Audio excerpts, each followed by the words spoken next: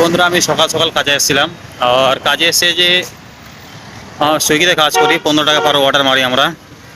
अच्छा। তো আমরা তো না, এই যে এটা হচ্ছে আমার বাইক।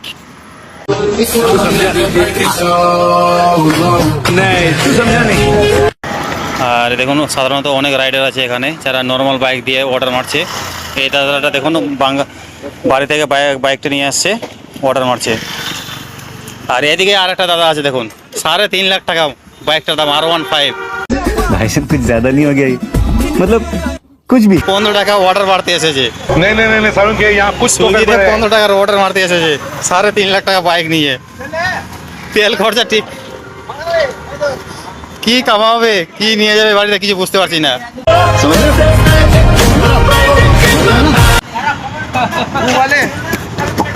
देखा কিস্তি দিয়ে 3.5 লাখ টাকা वो अलग ही लेवल का बंदा था। অর্ডার মারতে এসেছে।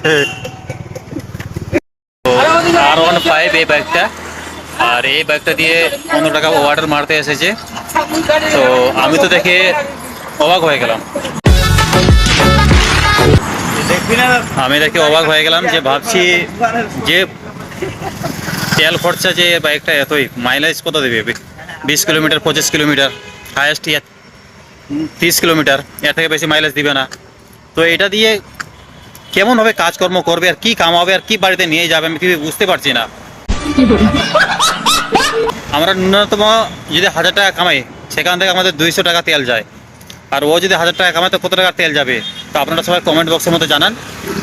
আর এগুলো বাইক দিয়ে অর্ডার মারানো নিয়ে কি সহজ হবে, ফায়দা হবে, লাভ আছে কিছু? যদি লাভ থাকে তাহলে কমেন্টের মধ্যে জানান। আমার মনে হয়, আমার মতে লাভ নাই। भाई साहब कुछ ज्यादा नहीं हो गया ये? मतलब कुछ भी।